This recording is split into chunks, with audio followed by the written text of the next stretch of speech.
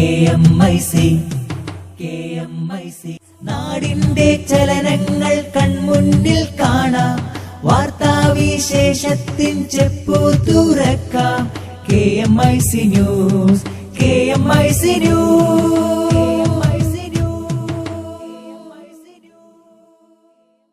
അസ്സലാമു അലൈക്കും വറഹ്മത്തുള്ളാഹി വബറകാതുഹു. Kerala Malabar Islamic class room KMIC TV പ്രേക്ഷകർക്കും റേഡിയോ ശ്രോതാക്കൾക്കും KMIC ന്യൂസിലേക്ക് സ്വാഗതം. വാർത്തകൾ വായിക്കുന്നത് ജലീൽ മടവൂർ. പ്രധാന വാർത്തകൾ. ലീഗ് BJP സഖ്യത്തെ വിമർശിച്ച യുവാവിനും കുടുംബത്തിനും മഹല്ല് കമ്മിറ്റിയുടെ ഊരുവിലക്ക്. ലീഗ് നേതാവിനെ വിമർശിച്ചത് സമുദായത്തിന് നിരക്കുന്നതല്ലെന്ന മഹല്ല് കമ്മിറ്റി. സംഭവം സോഷ്യൽ മീഡിയയിൽ വിവാദമാകുന്നു. നാടിന്റെ സ്വൈര്യവും സമാധാനവും തകർക്കുന്ന വർഗീയതയെ വെച്ചുപൊറുപ്പിക്കില്ലെന്ന് മുഖ്യമന്ത്രി പിണറായി വിജയൻ. അഴിമതിക്കെതിരെ ശക്തമായ മുന്നറിയിപ്പ് നൽകി DGP ജേക്കബ് തോമസ്. പുറ്റിങ്ങൽ വെടിക്കെട്ട് ദുരന്തം ജില്ലാ ഭരണകൂടത്തിന്റെ അനുമതിയുണ്ടായിരുന്നുവെന്ന് ക്ഷേത്ര ഭാരവാഹികളുടെ മൊഴി. ആന എഴുന്നള്ളിപ്പിന് നിയന്ത്രണം വേണമെന്ന് വനം മന്ത്രി കെ രാജു. നാളേക്കൊരു തണൽ എന്ന ശീർഷകത്തിൽ SSF നടത്തുന്ന പരിസ്ഥിതി വാരാചാരം ആരംഭിച്ചു. 586 ഹരിത ക്യാമ്പസുകൾ സൃഷ്ടിക്കുന്നു. ഗുജറാത്തിലെ ഗുൽബർഗ് സൊസൈറ്റി കൂട്ടക്കൊല 36 പേരെ കോടതി വെറുതെ വിട്ടു. വാർത്തകൾ വിശദമായി.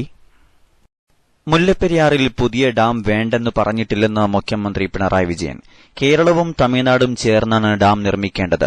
സംഘർഷത്തിലൂടെയല്ല, ചർച്ചയിലൂടെയാണ് പരിഹാരം വേണ്ടത്. അണക്കെട്ടിന്റെ ഉറപ്പ് രാജ്യാന്തര വിദഗ്ധ സമിതി പരിശോധിക്കണമെന്നും അദ്ദേഹം പറഞ്ഞു. ഞാൻ വെളിപ്പെടുത്തിയ ഒരു കാര്യം, അതിലൊരു വ്യത്യസ്താഭിപ്രായമില്ല. നമ്മുടെ മുല്ലപ്പെരിയാർ സമരസമിതി 10 വർഷത്തിലധികമായിട്ട് നിലനിൽക്കുന്ന ഒരു സമിതിയാണ്. ആ സമിതിക്ക് ആ കാര്യത്തിൽ ഒരു വ്യത്യസ്താഭിപ്രായമില്ല. അത് തന്നെയാണ് അവരും പറയുന്നത്. പുതിയ ഡാമിന്റെ പ്രശ്നം, പുതിയ ഡാം വേണ്ട എന്ന നിലപാടല്ല എനിക്കോ ഈ പുതിയ ഗവൺമെന്റിനോ ഉള്ളത്. കേരളത്തിന് അങ്ങനെ ഒരു നിലപാടില്ല. പക്ഷെ പുതിയ ഡാം നമ്മൾ കുറച്ച് കല്ല് എടുത്ത് കൊണ്ടുപോയി കെട്ടാൻ കഴിയുന്നതല്ല. പുതിയ ഡാം കെട്ടണമെങ്കിൽ നമ്മൾ തന്നെ നിയമസഭ പാസാക്കിയുള്ള പ്രമേയം തന്നെ തമിഴ്നാടും കേരളവും കൂടിയേ സാധിക്കൂ. അതിന് കേന്ദ്ര ഗവൺമെന്റ് ഇടപെട്ട് സമ്മതിക്കണം. നമുക്കൊറ്റക്ക് ആ ഡാം കെട്ടാൻ കഴിയില്ല. അപ്പോൾ തമിഴ്നാടും കേരളവും കൂടി കെട്ടുകയാണ് വേണ്ടത്. ഇക്കാര്യത്തിൽ ഒരു കാര്യം ഞാൻ വ്യക്തമാക്കിയിരുന്നത് ശരിയാണ്. അതായത് തൊട്ടടുത്ത് കിടക്കുന്ന ഒരു സംസ്ഥാനമെന്ന നിലക്ക് തമിഴ്നാടുമായുള്ള ഏതെങ്കിലും തരത്തിലുള്ള സംഘർഷത്തിലേക്കല്ല കാര്യങ്ങൾ പോകേണ്ടത്. സംഘർഷമല്ല ആഗ്രഹിക്കുന്നത്. കാര്യങ്ങൾ ചർച്ചയിലൂടെ പരിഹരിക്കാനാവണം. നാടിന്റെ സ്വൈര്യവും സമാധാനവും തകർക്കുന്ന വർഗീയതയെ ഒരിക്കലും വെച്ചുപൊറുപ്പിക്കില്ലെന്നും മുഖ്യമന്ത്രി പറഞ്ഞു. വർഗീയതയ്ക്കെതിരെയുള്ള വിധിയെഴുത്താണ് ഈ തിരഞ്ഞെടുപ്പിൽ പ്രതിഫലിച്ചതെന്നും അദ്ദേഹം കൂട്ടിച്ചേർത്തു. നാടിന്റെ സ്വൈര്യവും സമാധാനവും തകർക്കുന്നതിന് ഇടയാക്കുന്ന ഏറ്റവും കടുത്ത പ്രശ്നമാണ് വർഗീയതയുമായി ബന്ധപ്പെട്ട പ്രശ്നങ്ങൾ. വർഗീയ ശക്തികൾ നമ്മുടെ നാട്ടിൽ പലതരത്തിൽ പ്രവർത്തിച്ചുകൊണ്ടിരിക്കുന്നുണ്ട്. ആ വർഗീയ ശക്തികളുടെ പ്രവർത്തനത്തെ നാം ഗൌരവമായിട്ട് തന്നെ കാണണം. ഞങ്ങൾ തലകുനിച്ചുകൊണ്ട് തന്നെ കാണുകയാണ്. ആ വർഗീയതയ്ക്ക് കൂടുതൽ കരുത്ത് പകരാതിരിക്കാൻ ശ്രമിക്കണമെന്ന വിധിയാണ് ഞങ്ങളുടെ നേർക്ക് ജനങ്ങൾ പുറപ്പെടുവിച്ചിട്ടുള്ളത്. ആ വിധിയാണ് ഞങ്ങൾ സ്വീകരിക്കുന്നത്. മുഖ്യമന്ത്രിക്കും മന്ത്രിമാർക്കും തിരുവനന്തപുരം ജില്ലയിലെ MLA മാർക്കും പുത്തരിക്കണ്ടം മൈതാനത്ത് നൽകിയ പൌരസ്വീകരണത്തിൽ സംസാരിക്കുകയായിരുന്നു അദ്ദേഹം. LDF തിരുവനന്തപുരം ജില്ലാ കമ്മിറ്റിയുടെ നേതൃത്വത്തിലായിരുന്നു പരിപാടി. അഴിമതിക്കെതിരെ വ്യക്തമായ സന്ദേശം നൽകി DGP ജേക്കബ് തോമസ്. പത്തി വിടർത്തി ശബ്ദമുണ്ടാക്കി മുന്നറിയിപ്പ് നൽകില്ലെന്നും അഴിമതിക്കാർ കടികൊള്ളുമ്പോൾ മാത്രമേ അറിയുകയുള്ളൂവെന്നും വിജിലൻസ് ഡയറക്ടറായി ചുമതലയേറ്റ അദ്ദേഹം പറഞ്ഞു. അഴിമതിക്കെതിരെ സന്ധിയില്ലാ സമരം തുടരുമെന്ന് വ്യക്തമാക്കിക്കൊണ്ടാണ് DGP ജേക്കബ് തോമസ് വാർത്താസമ്മേളനം തുടങ്ങിയത്. വിജിലൻസ് അടക്കം വകുപ്പുകളിൽ നിരീക്ഷണം കർശനമാക്കും. കുറ്റം ചെയ്യുന്നവർക്ക് ആദ്യം മഞ്ഞക്കാർഡും ആവർത്തിച്ചാൽ പുറത്തേക്കുള്ള ചുവന്ന കാർഡും ഉറപ്പിക്കും. അതില് കുറേയധികം കാര്യങ്ങളുണ്ട്. കാരണം ഈ അഴിമതി എന്ന് പറയുന്നത് ഒരു സിമ്പിളായിട്ടുള്ള ഒരു കാര്യമല്ലല്ലോ. പലതരത്തിലുള്ള അഴിമതികളുണ്ട്. പക്ഷേ നമ്മുടെ കേരളത്തിലെ പൊതുജനങ്ങൾക്ക് അവര് സാധാരണ ദൈനംദിന ജീവിതത്തിൽ അനുഭവിക്കുന്ന അഴിമതി ഉണ്ട്. ഓഫീസുകളിൽ ചെന്ന് കഴിഞ്ഞാൽ ചിലപ്പോൾ ഡോക്ടർ ഉണ്ടാവില്ല, മരുന്ന് ക്വാളിറ്റി ഉണ്ടോ ഇല്ലയോ എന്ന് അറിഞ്ഞുകൂടാ, അതുപോലെ സർട്ടിഫിക്കറ്റുകൾ ചിലപ്പോൾ സമയത്ത് കിട്ടത്തില്ല, പല പ്രാവശ്യം നടത്തിക്കുക, അങ്ങനെയുള്ള അതുപോലെ ഒരു പെർമിറ്റിന് ചെന്ന് കഴിഞ്ഞാൽ ആ പെർമിറ്റോ NOCയോ ഒക്കെ സമയത്ത് കിട്ടത്തില്ല. അതൊക്കെ ദൈനംദിന ജീവിതത്തിൽ ഒരു ചെറിയ എന്തെങ്കിലും കച്ചവടം ചെയ്യുന്നതിനോ ബിസിനസ് ചെയ്യുന്നതിനോ ഒരു പദ്ധതി തുടങ്ങുന്നതിനോ അല്ലെങ്കിൽ എന്തെങ്കിലും സർട്ടിഫിക്കറ്റിനോ ഒക്കെ പോകുന്ന സാധാരണ മനുഷ്യർ അനുഭവിക്കുന്ന പല പല തരത്തിലുള്ള അഴിമതിയുടെ അനുഭവങ്ങൾ ഉണ്ട്. അത് അവസാനിക്കണം. അതൊരു ഒന്ന്. രണ്ട്, നമ്മളെല്ലാ മനുഷ്യരും അനുഭവിക്കേണ്ട പൊതുവായ പൈസയുടെ ലീക്കേജുകൾ പല വിധത്തിലുണ്ട്. അത് റോഡ് പണിയിലും പാലം പണിയിലും കെട്ടിടം പണിയിലും പദ്ധതികളിലും ഒക്കെ ഉണ്ടാകാം. അതാണ് റോഡിൽ കുണ്ടും കുഴിയും കണ്ടു കഴിഞ്ഞാൽ നമുക്ക് തോന്നത്തില്ലേ, ഓ ഈ റോഡ് പണി ശരിയായില്ല, ഇതിലെന്തോ അഴിമതിയുണ്ട് എന്നുള്ളത്. പക്ഷെ അത് നമ്മൾ സർട്ടിഫിക്കറ്റ് പോകുമ്പോൾ ഉള്ള സാധാരണ ഒരു ഇൻഡിവിജ്വൽ ലെവലിലായിട്ടുള്ള ഒരു അഴിമതി അല്ലത്. അത് നമുക്ക് പൊതുവായിട്ട് നമ്മളെല്ലാം ബാധിക്കുന്ന ഒരു അഴിമതിയാണത്, അല്ലേ? റോഡേ പോകുമ്പോഴത്തേനും കുണ്ടും കുഴിയുണ്ടെങ്കിൽ നമുക്ക് എല്ലാവരും അതിന്റെ ഒരു ബലം അനുഭവിക്കണം ആ അഴിമതിയുടെ. അല്ലെങ്കിൽ ബിൽഡിംഗ് പണിത് 5 വർഷം കഴിയുമ്പോഴത്തേനും വിള്ളൽ വീണു ചോർച്ചയുണ്ട് എങ്കിൽ അതിന്റെയൊക്കെ ബലം നമ്മളെല്ലാവരും അനുഭവിക്കുന്നു. ഇൻഡിവിജ്വൽ വ്യക്തിപരമായിട്ടുള്ള ഒരു കാര്യം ഒരു അഴിമതി അല്ല. ഇൻഡിവിജ്വലായിട്ട് നമ്മുടെ ജനങ്ങൾക്ക് കിട്ടേണ്ട ഒരു പൈസ എവിടെയോ ലീക്ക് ചെയ്തു പോയി, അത് രണ്ടാമത്തെ ടൈപ്പിലെ അഴിമതിയാണ്. അതും വിജിലൻസ് നിയമം അനുസരിച്ച് ആ നിയമം ആർക്കൊക്കെ അത് ബാധകമാണോ അവർക്കൊക്കെ ഈ യെല്ലോ കാർഡും റെഡ് കാർഡും ഒക്കെ ബാധകമായിരിക്കും. ബാർക്കോഴ കേസിൽ തുടർ നടപടി എന്ത് എന്ന ചോദ്യത്തിന് പുറകോട്ടു നോക്കി വിജിലൻസ് ഓടിക്കില്ല എന്നായിരുന്നു ഉത്തരം. പക്ഷേ എല്ലാവർക്കും ബാധകമായ ഒരു മുന്നറിയിപ്പും അദ്ദേഹം നൽകി. ക്രിയേറ്റീവ് വിജിലൻസ് എന്ന സാഹചര്യത്തിനനുസരിച്ച് മാറുന്ന അഴിമതിക്കാരുടെ കള്ളക്കളികൾ തകർക്കുക എന്ന രീതിയാവും തന്റേതെന്നും ജേക്കബ് തോമസ് പറഞ്ഞു. സത്യസന്ധരായ ഉദ്യോഗസ്ഥർക്ക് പ്രകാശിക്കാനുള്ള അവസരമൊരുക്കുമെന്നും അദ്ദേഹം വ്യക്തമാക്കി. ആന എഴുന്നള്ളിപ്പിന് നിയന്ത്രണം വേണമെന്ന് വനം മന്ത്രി കെ രാജു. ഇതിനാവശ്യമായ നിബന്ധനകൾ ചർച്ച ചെയ്ത് തീരുമാനിക്കും. 2 വർഷത്തിനകം മുഴുവൻ വനഭൂമിയുടെയും അതിർത്തി നിശ്ചയിക്കുമെന്നും പേവിഷബാധയ്ക്കുള്ള വാക്സിൻ സംസ്ഥാനം ഉത്പാദിപ്പിക്കുമെന്നും കെ രാജു തിരുവനന്തപുരത്ത് പറഞ്ഞു. നിയന്ത്രണങ്ങൾ വേണം. ആനയെ എഴുന്നള്ളിപ്പിക്കുന്ന കാര്യത്തിലായാലും ആനയെ ഉപയോഗിച്ച് ചെയ്യുന്ന മറ്റ് ജോലി അടക്കമുള്ള കാര്യങ്ങളുണ്ടല്ലോ. അപ്പോൾ അതിനെല്ലാം ചില നിയന്ത്രണങ്ങളില്ലെങ്കിൽ ഈ ആനകൾ തന്നെ വയലന്റായി പോകുന്ന സ്ഥിതി അതുമൂലമൊക്കെയാണല്ലോ ഉണ്ടാകുന്നത്. അപ്പോൾ അതിനെ സംബന്ധിച്ച് ആലോചിച്ചിട്ട് ആവശ്യമായിട്ടുള്ള നടപടികൾ സ്വീകരിക്കും. പുറ്റിങ്ങൽ വെടിക്കെട്ടിന് ജില്ലാ ഭരണകൂടത്തിന്റെ അനുമതിയുണ്ടായിരുന്നുവെന്ന് കേന്ദ്ര അന്വേഷണ സംഘത്തിന് മുമ്പിൽ ക്ഷേത്രം ഭാരവാഹികൾ മൊഴി നൽകി. പോലീസിന്റെ അനുമതി വാങ്ങി വെടിക്കെട്ട് നടത്താൻ ADMന്റെ നിർദ്ദേശമുണ്ടായിരുന്നു. Explosives joint chief controller doctor AK യാദവിനു മുമ്പിലാണ് ക്ഷേത്രം ഭാരവാഹികൾ മൊഴി നൽകിയത്. മൊഴികൾ വീഡിയോയിൽ പകർത്തിയിട്ടുണ്ട്. നാളെ കൊല്ലം ജില്ലാ കലക്ടറിൽ നിന്നും പോലീസ് കമ്മീഷണറിൽ നിന്നും മൊഴിയെടുക്കും. കേന്ദ്ര അന്വേഷണ സംഘത്തിന്റെ റിപ്പോർട്ട് ഹൈക്കോടതിയിലുള്ള കേസിൽ നിർണായകമാവും. അപകടത്തിൽ പരിക്കേറ്റവരിൽ നിന്നും മരിച്ചവരുടെ ബന്ധുക്കളിൽ നിന്നും കഴിഞ്ഞ ദിവസം അന്വേഷണ സംഘം മൊഴി എടുത്തിരുന്നു. ഗുജറാത്തിലെ ഗുൽബർഗ് സൊസൈറ്റി കൂട്ടക്കൊല 36 പേരെ കോടതി വെറുതെ വിട്ടു. വിശദാംശങ്ങൾ കരീം ഏലംകുളം നൽകുന്നു. 2002 ഗുജറാത്ത് കലാപ സമയത്ത് നടന്ന ഗുൽബർഗ് സൊസൈറ്റി കൂട്ടക്കൊലക്കേസിൽ 36 പേരെ കോടതി വെറുതെ വിട്ടു. 24 പേർ കുറ്റക്കാരാണെന്ന് കോടതി കണ്ടെത്തി. അഹമ്മദാബാദിലെ പ്രത്യേക കോടതിയാണ് കേസ് പരിഗണിച്ചത്. 11 പേർക്കെതിരെ മാത്രമാണ് കൊലക്കുറ്റം ചുമത്തിയിരിക്കുന്നത്. ബാക്കിയുള്ളവർക്കെതിരെ നിസ്സാര വകുപ്പുകളാണ് ചേർത്തിരിക്കുന്നത്. ശിക്ഷാവിധി തിങ്കളാഴ്ച പ്രഖ്യാപിക്കും. മുൻ കോൺഗ്രസ് MP ഹസാൻ ജാഫ്രി അടക്കം 69 പേരാണ് ഗുൽബർഗ് സൊസൈറ്റിയിൽ കൊല്ലപ്പെട്ടത്. വിചാരണ പൂർത്തിയായി 7 മാസത്തിനു ശേഷമാണ് കേസിൽ വിധി വരുന്നത്. 2015 സെപ്റ്റംബർ 22-നാണ് വിചാരണ പൂർത്തിയായത്. മെയ് 31-നകം വിധി പറയണമെന്ന് കേസിന് മേൽനോട്ടം വഹിച്ച സുപ്രീംകോടതി SIT കോടതിക്ക് നിർദ്ദേശം നൽകിയിരുന്നു. 66 പേരാണ് കേസിൽ പ്രതികളായിരുന്നത്. ഇതിൽ 6 പേർ നേരത്തെ മരണപ്പെട്ടിരുന്നു. 9 പേർ കഴിഞ്ഞ 14 വർഷമായി ജയിലിലാണ്. ബാക്കിയുള്ളവർ ജാമ്യത്തിൽ പുറത്തിറങ്ങിയിട്ടുണ്ട്. പ്രതികളിൽ ഒരാൾ BJP നഗരസഭാംഗം ബിബിൽ പട്ടേലാണ്. കൂട്ടക്കൊല നടക്കുമ്പോഴും ഇയാൾ നഗരസഭാ അംഗമായിരുന്നു. ഇദ്ദേഹത്തെയും കോടതി കുറ്റവിമുക്തനാക്കി. കേസിൽ പ്രതികളായ പോലീസ് ഇൻസ്പെക്ടർ KG ഇർദ, കൂട്ടക്കൊലക്കും മാനഭംഗത്തിനും നേതൃത്വം നൽകിയ വിശ്വഹിന്ദു പരിഷത്ത് നേതാവ് അതുൽ വൈദ്യ എന്നിവരെയും വെറുതെ വിട്ടിട്ടുണ്ട്. 6 വർഷം നീണ്ട വിചാരണയ്ക്കിടെ മൊത്തം 338 സാക്ഷികളെയാണ് വിസ്തരിച്ചത്. കോടതിയിൽ നിന്ന് നീതി ലഭിച്ചില്ലെന്ന് കൊല്ലപ്പെട്ട ഇഹ്സാൻ ജിഫ്രിയുടെ ഭാര്യ സക്കിയ ജഫ്രി പറഞ്ഞു.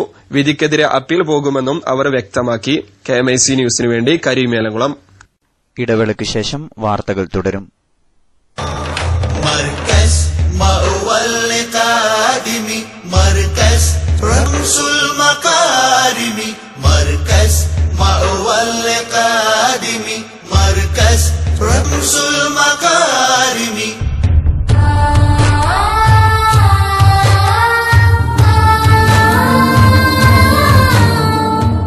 മർക്കസ് 38 വർഷങ്ങൾ കൊണ്ട് പൂർത്തിയാക്കിയത് വിദ്യാഭ്യാസത്തിന്റെയും ജീവകാരുണ്യത്തിന്റെയും സമാനതകളില്ലാത്ത മുന്നേറ്റങ്ങളാണ്. കേരളത്തിനകത്തും പുറത്തും മികച്ച രീതിയിൽ ജീവകാരുണ്യ പ്രവർത്തനങ്ങൾക്ക് നേതൃത്വം നൽകുന്ന ഒരു മഹാപ്രസ്ഥാനമാണിന്ന് മർക്കസ്.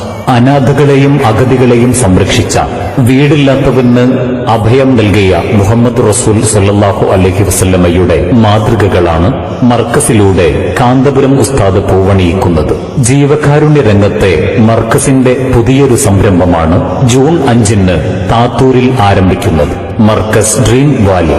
ഭൂമിയോ കിടപ്പാടമോ ഇല്ലാത്ത 10 കുടുംബങ്ങൾക്ക് 10 വീടുകൾ നിർമ്മിച്ചു നൽകി മാതൃകയാകുന്നു മർക്കസ് സഖാഫത്തി സുന്നി. പുല്ലൂരാമ്പാറ ഉരുൾപൊട്ടലിൽ വീടും സ്ഥലവും നശിച്ച തിരുവമ്പാടി സ്വദേശി ഹമീദിന്റേതാണ് ഒരു കുടുംബം. വയനാട് പുത്തൂർ മലക്കാരിയായ റഷീദയും 3 മക്കളുമാണ് മർക്കസ് ഡ്രീം വാലിയിലെത്തുന്ന മറ്റൊരു കുടുംബം. ഭർത്താവ് മരിച്ച റഷീദയ്ക്ക് 3 കുട്ടികളാണുള്ളത്. തേയിലത്തോട്ടത്തിൽ പണിയെടുത്ത് കുടുംബം പോറ്റുന്ന ഇവർ വീടോ സ്ഥലമോ ഇല്ലാതെ പാടി എസ്റ്റേറ്റിൽ ദുരിതക്കയത്തിൽ ജീവിച്ചു വരികയാണ്. പുതിയ വീട്ടിലേക്കുള്ള മാറ്റം ഏറെ സന്തോഷത്തോടെ കാത്തിരിക്കുകയാണ് റഷീദയും. ഇത്തരത്തിൽ അഭയമില്ലാത്ത 10 കുടുംബങ്ങളാണ് മർക്കസിന്റെ തണലിൽ പുതുജീവിതത്തിനെത്തുന്നത്. റമളാനിനൊപ്പം വിരുന്നെത്തുന്ന പുതിയ വീട് ഈ കുടുംബങ്ങളെ ഏറെ ആഹ്ലാദഭരിതമാക്കുന്നു. താത്തൂർ മഹല്ല് ജമാഅത്തിന്റെ സഹകരണത്തോടു കൂടിയാണ് മർക്കസ് ഡ്രീം വാലി സംവിധാനിച്ചിരിക്കുന്നത്. ജൂലൈ 5 പ്രമുഖ രാഷ്ട്രീയ സാംസ്കാരിക നേതാക്കളുടെ സാന്നിധ്യത്തിൽ കാന്തപുരം ഉസ്താദിന്റെ കാർമ്മികത്വത്തിൽ നടക്കുന്ന പ്രൗഢമായ ചടങ്ങിലേക്ക് ഓരോ മനുഷ്യസ്നേഹിയെയും ഞങ്ങൾ സ്വാഗതം ചെയ്യും. مركز مأوى القادم مركز رمز المكارم مركز مأوى القادم مركز رمز المكارم.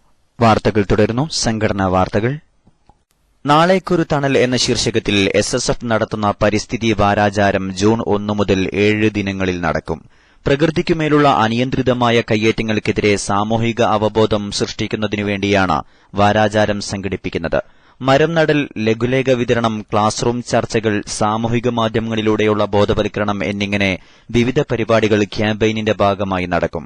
സംസ്ഥാനത്ത് 586 ഹരിത ക്യാമ്പസുകൾ സൃഷ്ടിക്കുകയാണ് ക്യാമ്പയിനിൽ മുഖ്യമായും ലക്ഷ്യമിടുന്നത്.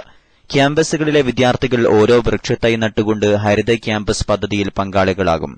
പരിസ്ഥിതി വാരാചാരത്തിന്റെയും ഹരിത ക്യാമ്പസ് പദ്ധതിയുടെയും സംസ്ഥാന ഉദ്ഘാടനം ജൂൺ 1 കാലത്ത് 10 മണിക്ക് പാലക്കാട് ഹസനിയ ക്യാമ്പസിൽ നടന്നു.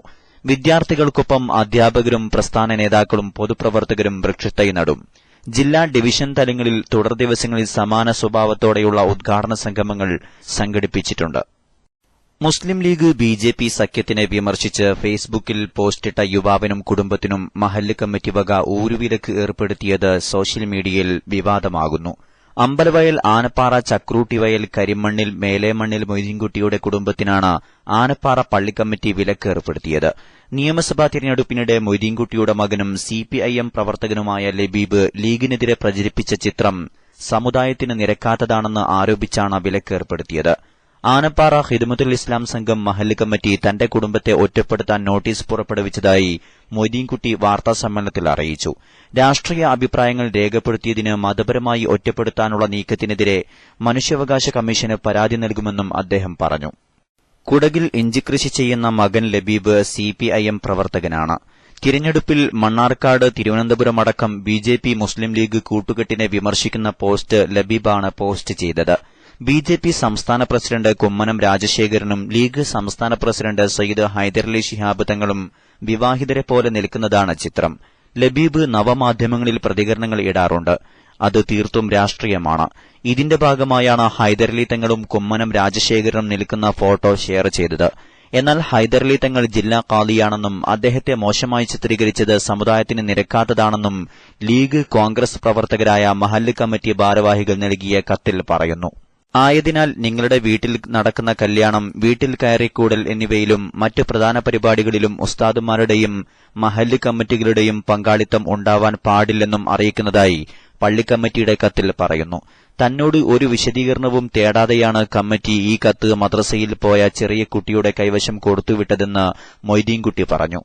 എന്നാൽ ലീഗ് ബിജെപി കൂട്ടുകെട്ടിലൂടെ മണ്ണാർക്കാട് നേടിയ വിജയത്തിന്റെ പേരിൽ കേരളത്തിലൊട്ടാകെ മുസ്ലിം ലീഗ് എന്ന സമുദായത്തിന്റെ ലേബലിലുള്ള രാഷ്ട്രീയ പാർട്ടി മതപണ്ഡിതനായ കാന്തപുരം AP അബൂബക്കർ മുസ്ലിയാരുടെ കോലം കത്തിക്കുകയും പലവിധത്തിലുള്ള ഫോട്ടോകൾ സോഷ്യൽ മീഡിയയിലൂടെ പ്രചരിപ്പിക്കുകയും ചെയ്ത പാർട്ടിയുടെ നേതാക്കൾ ഇത്തരമൊരു ഊരുവിലക്ക് ഏർപ്പെടുത്തിയത് പരക്കെ ആക്ഷേപമുയർത്തിയിരിക്കുകയാണ്.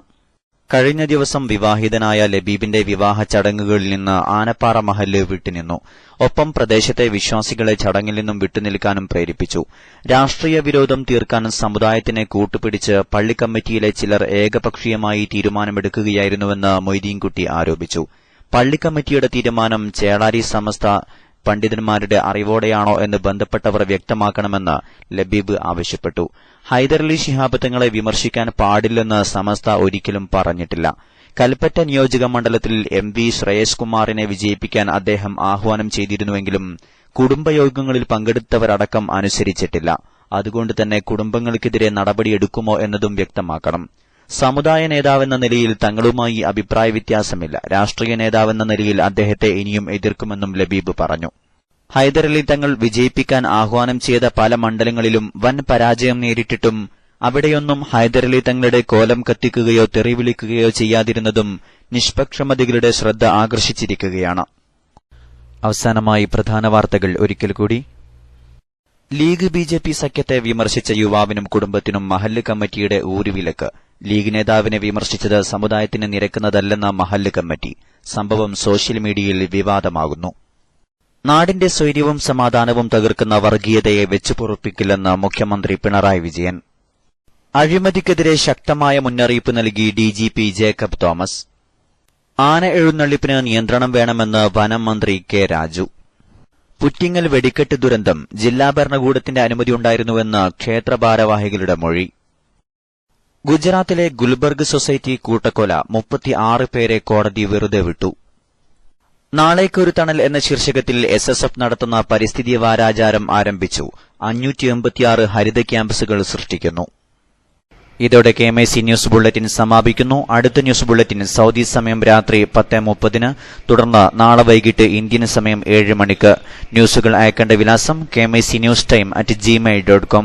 അസ്സലാമു അലൈക്കും വറഹ്മത്തുള്ളാഹി വബറകാതുഹു.